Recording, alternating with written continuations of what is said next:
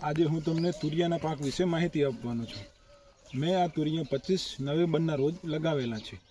લગાવતી વખતે જમીનની અંદર છાણિયું ખાતર ભરી બેડ બનાવી બેડ ઉપર મલ્ચિંગ કરી અને તુરિયાનું વાવેતર કરેલું છે। લાઇનથી લાઇનનું અંતર 5 ફૂટ અને છોડથી છોડનું અંતર 1.5 ફૂટ રાખેલું છે। મેં આની અંદર 500 ગ્રામ નોન્યુ કંપનીના તુરિયાનું વાવેતર કરેલું છે। જ્યારે વાવેતર કર્યું એના ઉપર અમે ગ્રો કવર કર્યું હતું। જ્યારે છોડ 35 દિવસ થયા ત્યારે અમે ઉપરથી ગ્રો કવર લઈ લીધું હતું। 35 દિવસને થયાને પછી અમે અંદર માંડવા સિસ્ટમ કરી હતી। તમે જો માંડવો જોઈ શકો છો તેની અંદર અમે વાંસનો ઉપયોગ કરેલો છે, તારનો ઉપયોગ કરેલો છે।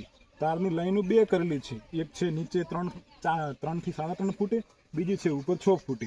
છતાં પણ તુરિયાને આજ અંદાજિત 52-53 દિવસ થયા છે।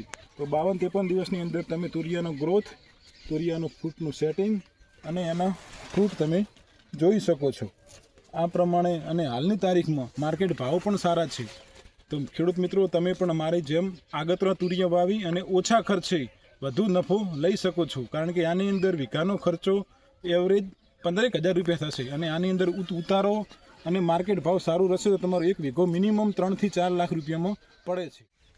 મિત્રો, તમે આ તુરિયાનું માલનું સેટિંગ જોઈ શકો છો અને હમણાં 3 દિવસમાં તુરિયાની વીણી પણ આવી જશે। તમને આ માહિતી કેવી લાગી તે મને તમે કોમેન્ટમાં જણાવજો અને તમને આ વિડીયો સારો લાગ્યો હોય તો તમે વિડીયોને લાઈક કરો, શેર કરો અને સબસ્ક્રાઈબ કરો।